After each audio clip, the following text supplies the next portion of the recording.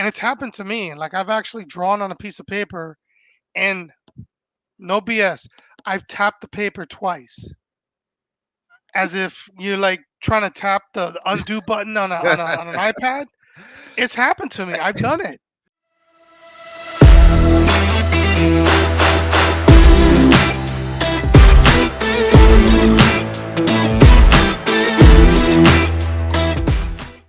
I think this is probably number 1 or 2 in my grails. I got this through a guy. I don't know too much more about it other than I have the photo that it was the pencils only from J. Scott Campbell.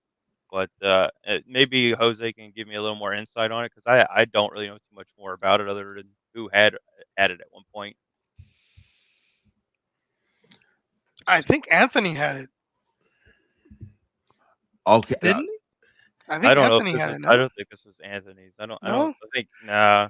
I know the guy who had this. That I bought it from. His name was Cody, and I know he had. I think he was the one who commissioned this to you at the time. Um, Could be. I out mean, of it's Missouri. been a while. It's that one's. What's the date on that thing? It says. I think you did this one in 18. It doesn't have the date on it, but I'm sure this was like 17 or 18 when you colored it. But this Yeah, is I from mean, 13 though. you know what? I think you're right. I think somebody did reach out to me, and they had that piece, and they sent it to me to work on. They sent it to me. I think it was. Yeah, the But guy this is didn't even have it. yeah. He didn't have it graded or anything like that, so I know it was just a raw book. I'm just surprised after all these years that it came out at 9.8, or maybe that's just because CBCS was like, "Uh, "We'll give you some leadway on this one," you know. Even though Right. you Right. could, I mean, I've looked at this book over and over, and I'm like, it looked like a 9.8 to me, but I was just glad that I was able to purchase this. Just now I Yeah. need a Gwen. I need a Gwen to go with it one day. Yeah. Yeah, that's the thing about like those kind of commissions. I'm sure those was like a commission that he got at a show, like a sketch cover commissions, because I remember getting it, and it was very like I think it was just the pencils. I think I did the inks, but it was just the pencils. Yes, it was just the Oh, pencils. let me. Yeah. Wow, I nailed it. I said it's it's a sketch cover at a show in pencil. You can't So miss that. That's Jay Scott right there. You know, like yeah. long time ago. Yep. So Okay. that's when things get really really scary because when you have somebody like that, like J. Scott Campbell, who is obviously an industry name, it That's would be the like guy somebody now. bringing you a Jim Lee and putting it in front of you and be like, "Hey, can you ink and color over his stuff?" And you're like, "Holy shit!" Like I used to drool over these sketches, these drawings. When I was watching, you know, Wildcats and all the other characters they created. So when I got that, it was one of those things that you're kind of like second guessing every single line that you put down, every single color choice, every single, like you have to make sure that you, as an inker, that you're not, in this case, you can't embellish. You can't just interpret. You have to kind of follow the lines verbatim, exactly the way they are, to make it look like a J. Scott Campbell and not like a Right. Jose Varese. And you were So able to preserve the unique Campbellness, if you will, with that particular piece. I mean, it still screams J. Scott Campbell, but what happens with MJ's hair is just marvelous and completely aligns with what you were talking about before when it comes to working on redheads. You definitely brought your knowledge of colors to this and yet still made it an amazing J. Scott Campbell piece. thank you. Although I would be interested to see how he would tackle this now compared to when he originally did it. You know, That is a of good course, question. this is at least a 7 year gap. So you could only imagine. I'd All probably be right. smart enough to say no. I'm not going to color that. Uh, I don't care how much you pay me. I don't need the uh, stress level in my life. I'm glad you did, though. I mean, what I see there, it's like I said, it's Campbell, but it's Campbell highlighted or accentuated by Jose Varese. Thank you. See, like I see when there's a Gwen on eBay if I'm not mistaken. I'm sure he's just showboating it. It's like 20,000 on it, right, or something like that, I, and it's yeah, a people knee. do. I believe it's Nee or is it Sabine that colored? I think it's Nee. That he did a Gwen, and it's a really nice one. Of course, I'd love to have it in my collection, but Yeah, there are people who basically say, like they put up their imaginary price. They have no intention on really selling it, but if you really want it, and then they'll have something Yeah. outlandish up there. This is So, my finally a new 'em. convincing price. This is like you convincing me to let go of something that I would never let go of, or at least think about it. So if you're willing to come to the table with 20K in in your pocket, then you at least got my attention. right, So yeah. So right. And then let's And talk the real price. yeah, yeah. But I'm telling you, sometimes there is no real price. there is no real And price. Yeah. I've heard from people before where somebody does step up and actually does a buy it now and they're shocked. But it happens, they have no Hmm. intention of selling it. But think about Campbell. There's only but so many sketch covers of his that are circulating, Yep. so True. is it possible somebody will cough up the 20? It can happen. I don't think it's likely, but it can happen. One that I would love to see Jose do, if I ever get my hands on a blank version of it, would be like a Bruce trim. Like that would be something to see. I don't think I've ever seen you do one. Um, Bruce Tim. Bruce Tim, yeah. No, quite honestly, as far as sketch covers are concerned, I do very few and far between. Because of my schedule, it's very difficult for me to really put in the amount of time that I want to put into each project. And really, my major reason for doing sketch covers still to this day is because I like to stay sharp. I really That's me. enjoy working with handheld materials. Like it gets to a point where you work enough digital work that you start to get almost desensitized to the actual drawing process.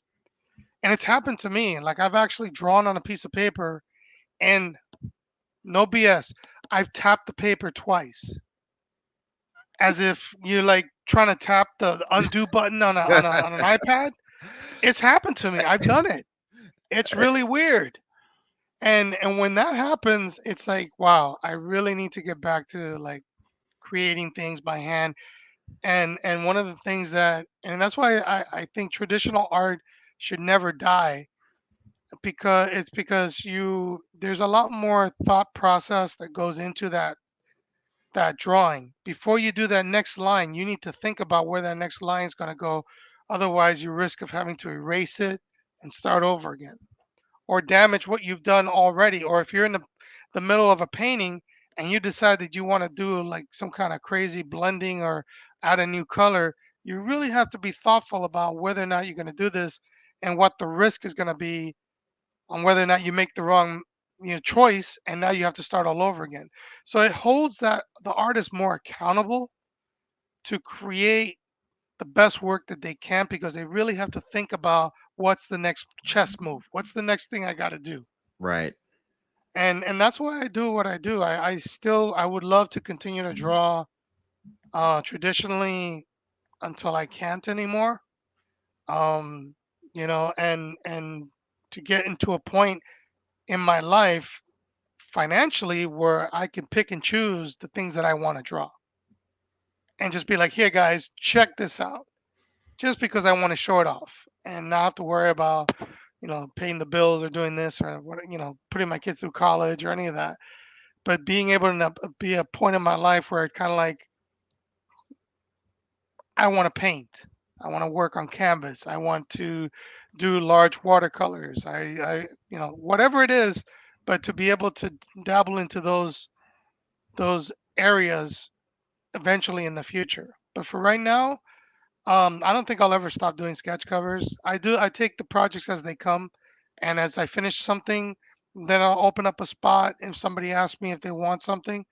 But I won't say I have a sketch op opening, Right. or my commission list is open, Mhm. because I don't want that pressure. I like certain people that I work with, like Phil and other fans that have commissioned my work over the years, and some new ones that just found me on social media and really are excited about doing something, and just being able to do it on a project to project basis.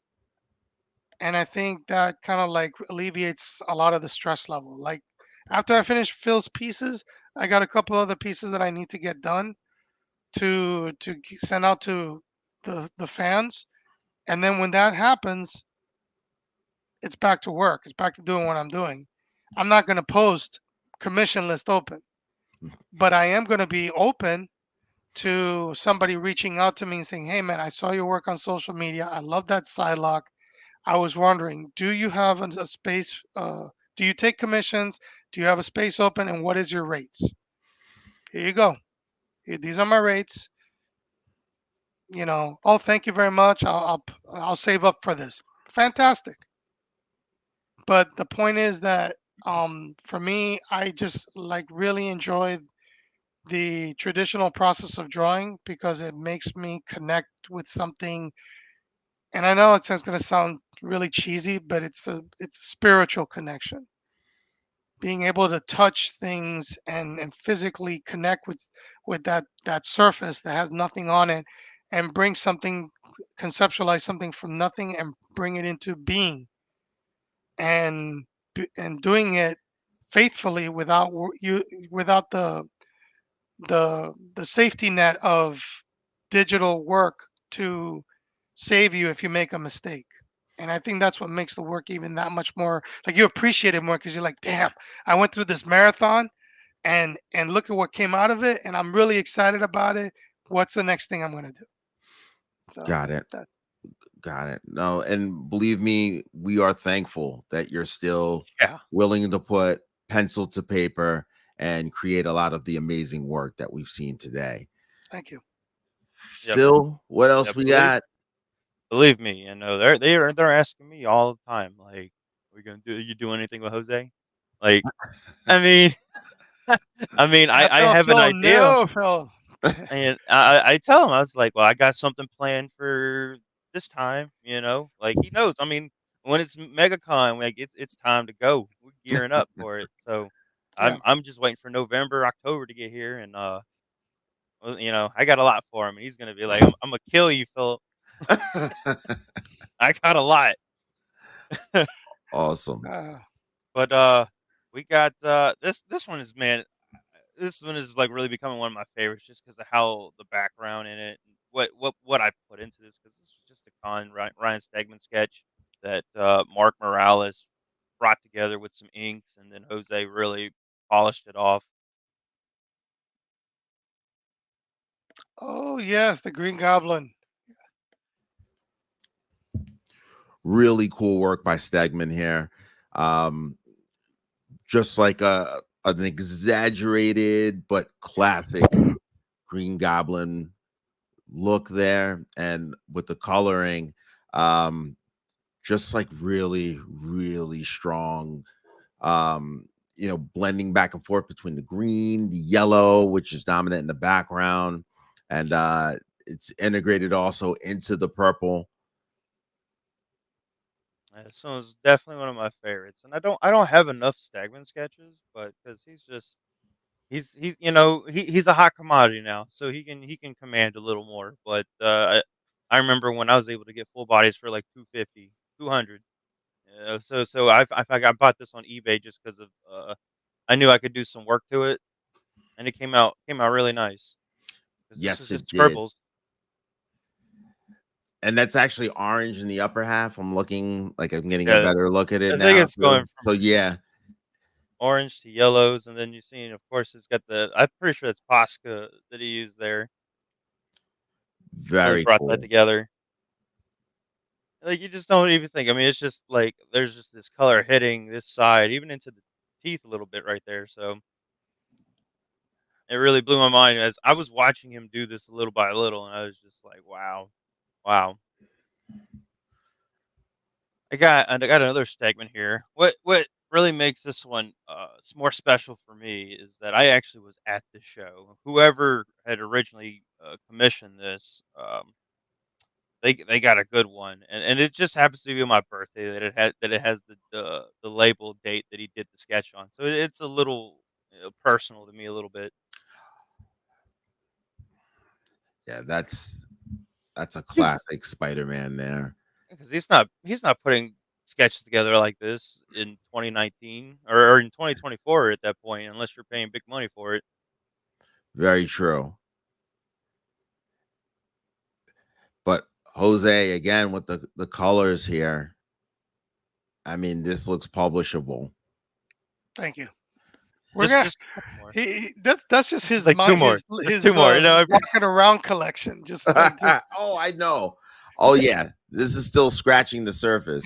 I mean, in all honesty, I probably got somewhere around like 300 or 400 sketches that I've done just in the past, yeah. like since 2018. Like Anthony really put me out there, but I took it and I ran with it with artists.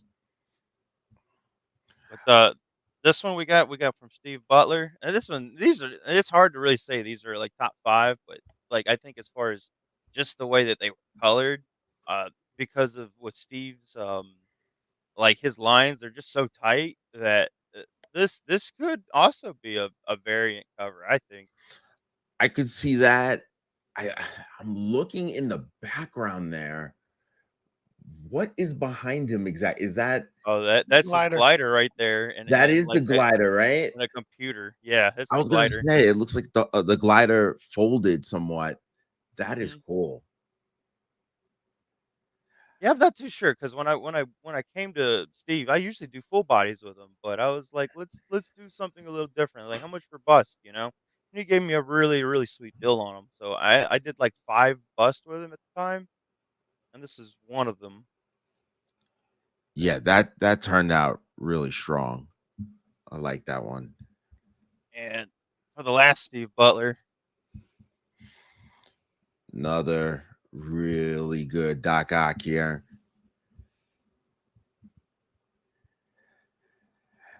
I feel like the color, what Jose did here, coloring wise, just goes so far with Otto's expression. I mean, like really does. that's like quite the look on Doc Ock's face, but like I could see it in a comic book. Like it just it's so faithful to the character. And also his goggles there are well done. Yeah, that's one thing you got to go with the old. That's why I like the old school guys because they're gonna give you that old school feel. Even though a lot of people will say that like Bagley and Butler kind of have like a similar style in that sense, but I don't think you're gonna get this type of clean look from Bagley at this point in his career. Right. Well, not for a sketch cover. Definitely not. Not unless you want to No. pay what 2,500 or something like that. Who knows? But this is also why you need someone with expertise like Jose. Because even though we know Bagley is probably capable of it, just being able to turn out like that quality of work, it has to be somebody who is very familiar with paper stock and best practices, when it comes to getting Sure. that kind of expression, the background to kind of seamlessly blend with the character. So it's like I said, a classic Doc Ock, and you It see is. what Jose brings to the table. Thank you. No, that concludes everything that I have. I mean, I got a couple other, but I'm this is plenty. I I'm I sure. equate this to him walking around with like like back in the days you had the wallet with the kids' pictures and they would just kind of roll down like that. That's his little walking around wallet with the kids' This pictures, is just her at kind of like summer camp. This yeah. is the Have, barbecue. This is have you seen my kids? Yeah, check them out. And that's just like a taste. That's like a little taste of That's it. absolutely just taste. And like I said, I got some in this one right here. It's ready for you to go. Just fill with waiting. the largest collection of samplers, basically. I I mean, think I say this. I think the one guy that I've seen that you usually this is all through Anthony now is just the fact that Tucci, what you do over Tucci's Billy pencils or Tucci. his pencils with your colors and inks are just something different. I don't know. I mean, but again, this is me saying like this was before Campbell, in my opinion, as far as pinup guys, but it just seemed Campbell got more of the starlight. But I mean, he does them with the best, and then you just make it unworldly. Yeah, Billy. I worked on a few Billies, and they were all really good, and it gave me a lot of room for me to just basically interpret whatever it is I wanted from those lines. And best compliment for me is when I meet the artists that I'm collaborating with, whether it be at a show or whatnot. And next thing you know, they'll say, "Yeah, yeah, I know. I saw you coloring my work, man. I love it. Great stuff." That's like that's really like, all right, you've been blessed. Now you can walk away feeling that you didn't piss anybody off. Right. So that's thankfully I've been fortunate enough to be in that situation where I've met these creators and gotten positive feedback with my contribution to their work. So that's always been a good thing. So let me just say this before we wrap up today, because I definitely want to let you go because it's been quite the marathon here, Jose. Oh yeah. I have I have two Jose Varese pieces. So I just wanted to kind of quickly show those off, and then we'll close out. So in terms of what I have from you, let's see here. I'm curious now. So this is from 5 Points in 2017. So this was a show. Wow. It's a nice one. So I met you there, and I also met Jeff Decal for the first time. Jeff. Met a lot of artists for the first time there. Amy Reeder, Kari Randolph, Annie Wu. It was a very important show for me when I first got kind of back into comics. And yeah, you did excellent work with this X-23 here.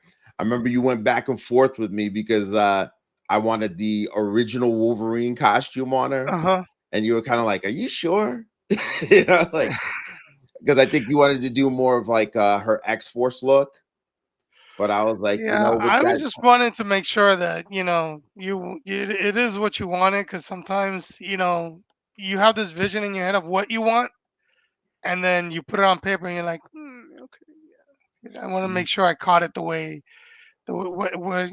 what you actually were looking to get. And I hope I did it justice based on your you your ab- specifications. you absolutely did. And for me with the colors, I mean, perfect in terms of complementing the title dress. Thank you. So very, very happy with my X-23.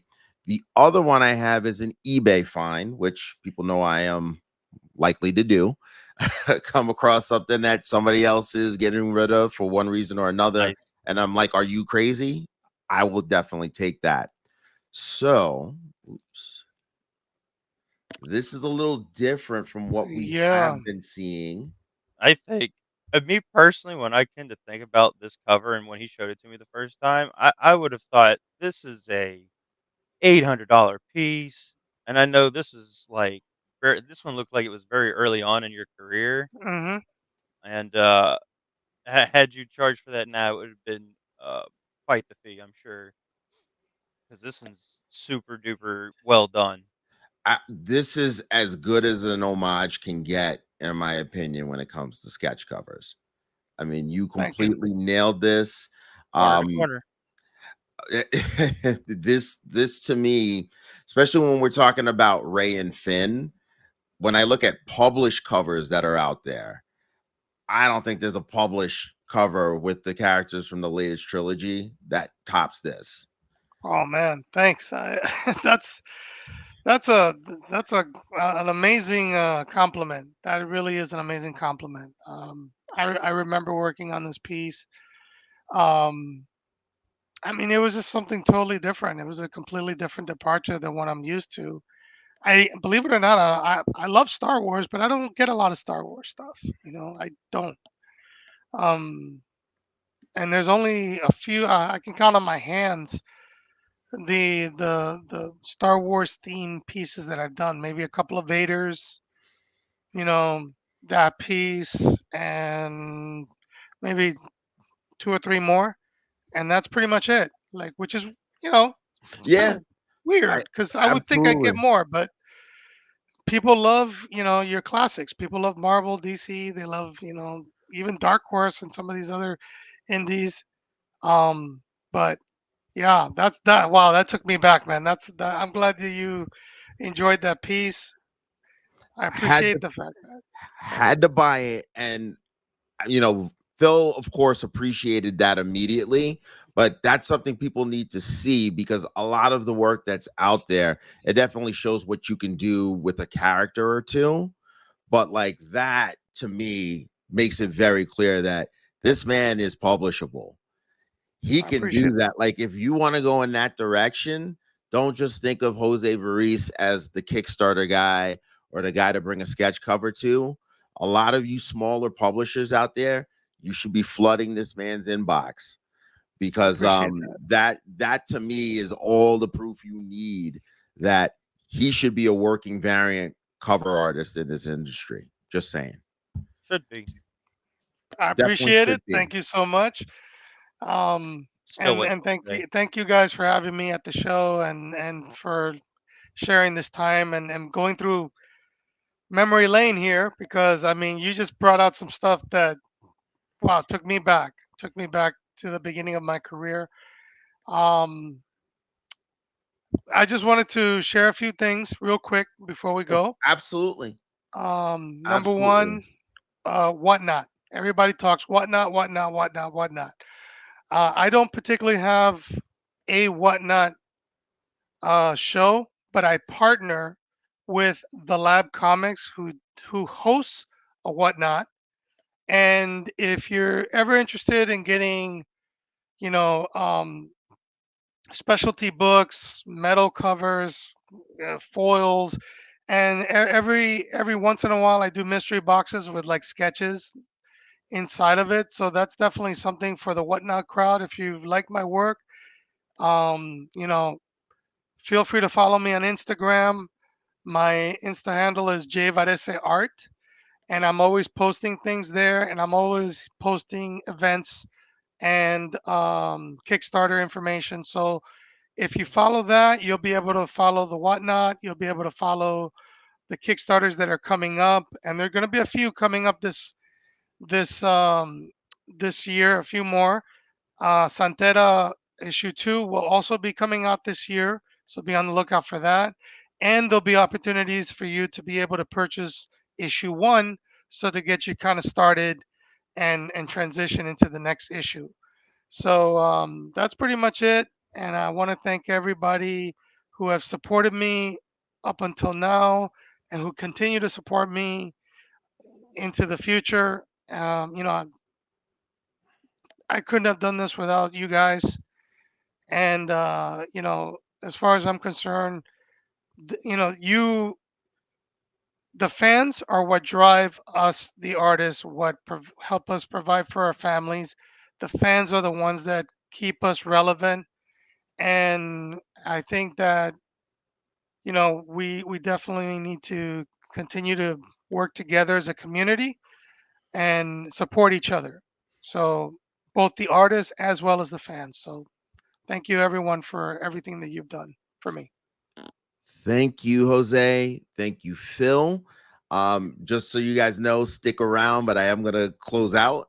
So for those of you who are watching, thank you for doing so. Uh, really, I want to make sure that you do support Jose. So make sure you follow him on IG. Make sure you check out those lab whatnot shows and reach out to this man because, as he's pointed out, even if you don't have it right now, he can make it work within your budget. And then you can always start to figure out what can be done for a bigger piece down the road. So again, Sketch God, Phil the Thrill, Jose Varese, Fandamn Collectibles. Thanks for joining us. Until next time. Thank you for checking out the Fandamn Collectibles YouTube channel. If you like this content, make sure you hit that like button, make sure you subscribe, and stay tuned. because we'll be back before you know it.